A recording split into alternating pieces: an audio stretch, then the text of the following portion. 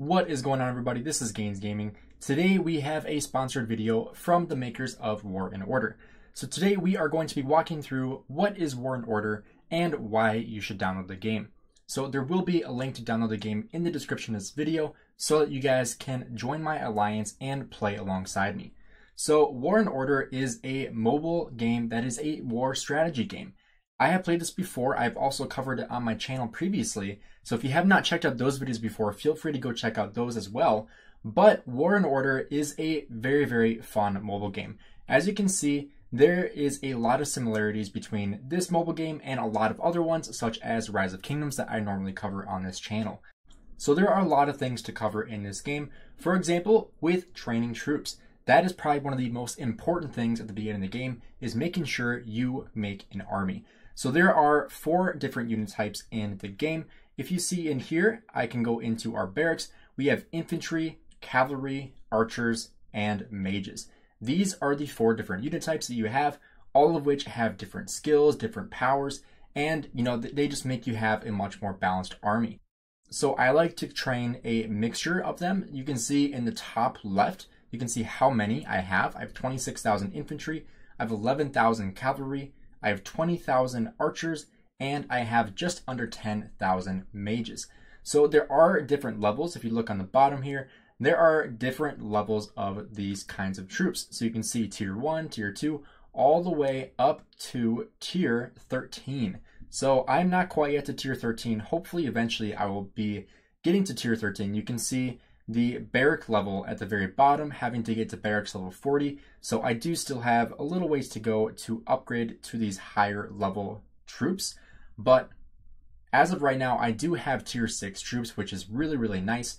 The thing you can do with these troops, I will collect the other ones I have right here. So we can go out onto the world map and you can kill barbarians or monsters with these troops. And this is kind of the PvE content that is very similar in a lot of these kinds of games. So if we click on this guy, you can see I do need to attack a lower level barbarian before I can attack this one because he's level 28 and I can only attack level 24 for right now. So I'm going to quick search and I'm going to go ahead and select, let's go with a level 15 just for simplicity's sake. So you can see a level 15 right here. So I'm going to go ahead and I'm going to hit attack and I can select how many troops I want to use. And you can also create layouts here as well on the very top, which is really nice. So you can set up different units. You can set up the amount of mages, archers, cavalry, and infantry that you use, which is really, really nice. So that way it's super, super simple and you can lock them in place as well. So that way every single time you send out an army, they are in that army. So we'll go ahead and save that. And we will send out our troops.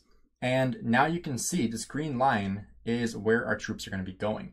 And this little phoenix that is right in front of my troops is my pet, actually. So I'm going to show you guys in my city here. If we come over here, we take a look at pets.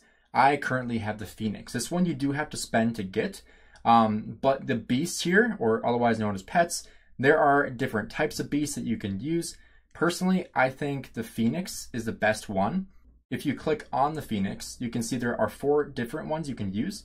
So you can use the panda, you can use a dragon, you can use a unicorn, or you can use the phoenix. And based on my experience in the game, the phoenix is the best one because it has the most amount of damage, it has the most amount of attack, and it has really, really good health points as well. You can see that in the bottom right in the base stats, and also with the active skills. I have level 15 for the Fire Elf, which increases the amount of damage I'm going to be doing to the target for every 8 seconds, up to 190% of normal attack. The second one here launches a strike with power of rebirth on all enemies in the back row every 13 seconds, 60% of normal attack. And then the last skill here that I'm still working on is rebirth, and this increases the attack of your angels by 3.5%, increasing the conversion of killed soldiers into guardian forces by 5.3%. Guardian forces is what you get when you have troops that die. So similar to in games like Rise of Kingdoms, when you have troops that get hurt, you have a hospital. You can see right here in the middle of the screen, we have our hospital. If your hospital overflows, you can see I can hold just over 111,000 units. If I overflow that, I will get Guardians. And Guardians can also be used in the field as well, which is really nice. So that way you don't lose troops permanently. But these are the amount of troops I can heal. So I'm going to go ahead and heal that. I can also ask my alliance for help and they'll be able to assist me. And so that way you can heal stuff a little bit faster. One thing to really keep in mind with this game is making sure you are doing your daily quests. So daily quests reset at 0 UTC, which for me, that is going to be 7 p.m. You can see that is in 32 minutes. So you want to try to get up to 360 points.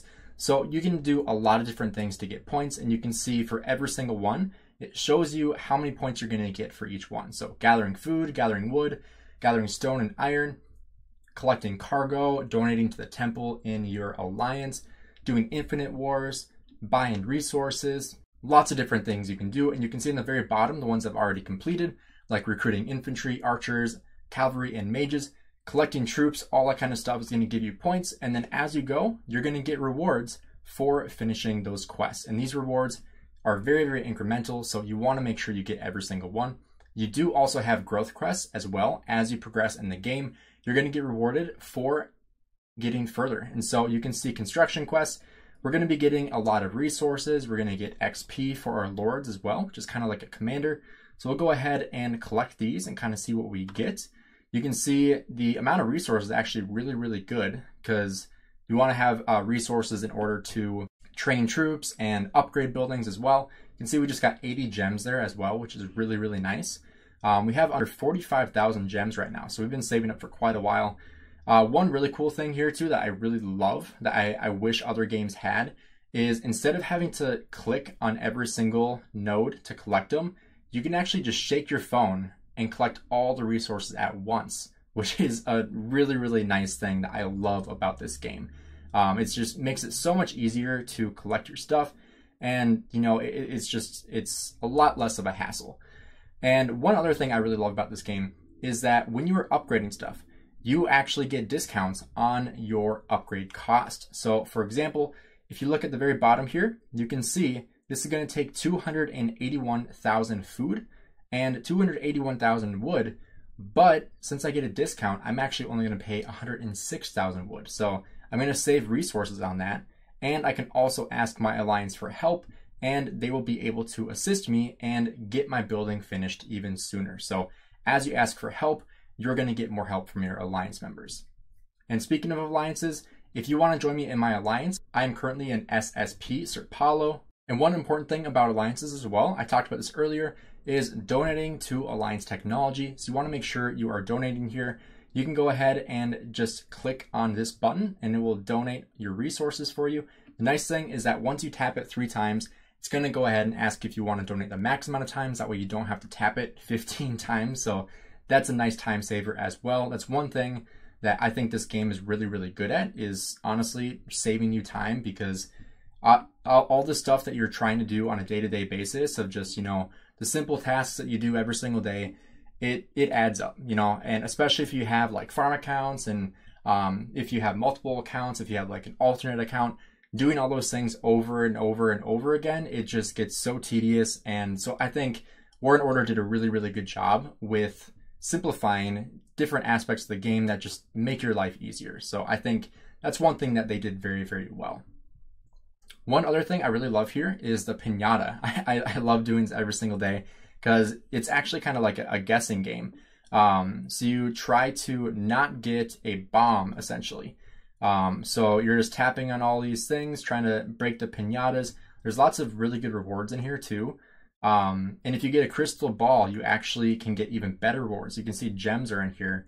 So we're going to go ahead and we're going to try this out, see if we can get lucky with the fortune teller. And we got some wood. We got a 2 times multiplier. So now whatever we draw here, whatever card we draw is going to be multiplied by 2. So we're going to try for it. Okay, we got some materials. We'll take that. And you can see in the very top, we have currency, those little purple coins. You can see it costs coins to continue to do these fortune tellers. So we're going to go ahead and we'll keep doing this. We'll see if we can get some gems. And every single time you do it, the cost does increase. So that's one thing to keep in mind as well. I want to get some of those gems because those gems are really good. Let's see.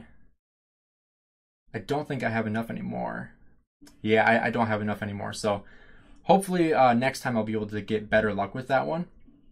But it's not over yet because we still are able to continue with the Pinata. As long as we don't get a bomb here, we can continue with the Pinata, and there's the bomb. So now that's going to go ahead and end our Pinata. You can reset the Pinata as well with coins in the very bottom here. I'll go ahead and do that just for the video. That's going to start it from scratch. So we'll go ahead, we'll do like a little strategy here, little X. We got another fortune teller. So we'll go ahead and do that again. We'll try our luck, see what we can get here. Did the free one. Let's do one more. There we go. Ancient relic found. Awesome. All right, let's finish this up. Okay, there's our bomb. We're not able to afford to do another one. That's all right. One last thing I wanted to talk about in this video was lords. Lords are kind of like commanders in other games where you are able to upgrade your lord and get more skills on them. So you have lord skills that are going to increase your attack. They're going to make it faster to gather stuff. You also have special skills. So for example, the harvest skill is going to instantly give you 6 hours worth of output from all your resource buildings. So for example here, if I come back out here, you saw me shake earlier to get the resources from all of these sawmills and food plots and farms, all kind of stuff, to collect it. So this is going to give me 6 hours worth of those resources. So you don't have to wait 6 hours to get those resources. It's instantaneous. So I'm going to go ahead and hit use, and you can see right here, it gives me 6 hours worth of resources that I would have had to wait 6 hours to use. And you can use a skill once every 12 hours, which is really cool. The other skill I have here is called recall. This is going to allow you to recall all your troops immediately or within 3 seconds. So if you're like 20 minutes away from your city fighting, you can just recall your troops and they'll be back in your city in 3 seconds. So that's a really cool thing that you can do in this game where you can speed up the march time of your troops, which is not really common in other games. But when it comes to commanders, you also have equipment, which is really, really important. So you want to make sure that you are working on your blacksmith as well. Your blacksmith is right here, and you can go ahead and hit forge, and you can see what kind of weapons you're able to forge. So as you progress through the game, you're going to be able to forge even higher level equipment. So the further you can get, the better. And one thing you also have to do for that equipment is craft your resources. So you want to make sure you keep this workshop going. You can see you can actually activate your monthly card to speed up the time by 25%, which adds up quite a bit. So you can increase the material level as well, so up to level 2, and you can produce more materials. So you can see I can click on those materials. It'll take 14 hours or just under 13 and a half hours for each one.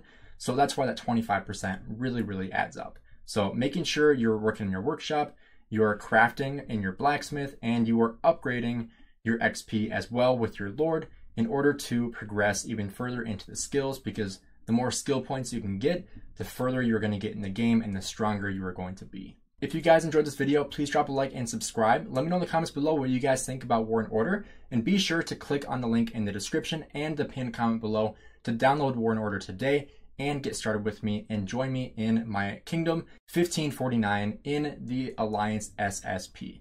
Thanks again for checking out the video, guys. Have a great rest of your day.